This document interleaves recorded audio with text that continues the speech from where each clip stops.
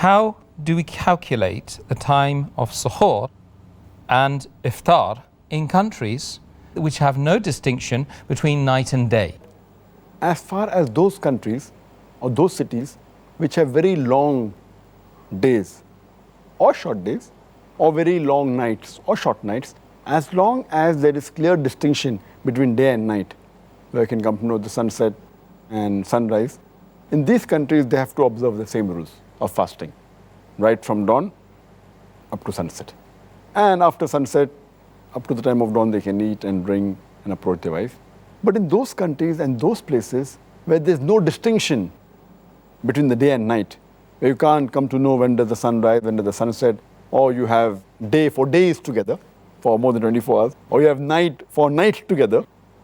for more than 24 hours. In these places, they should follow the timing of the city or the country which is closest to them, which has a clear distinction between day and night.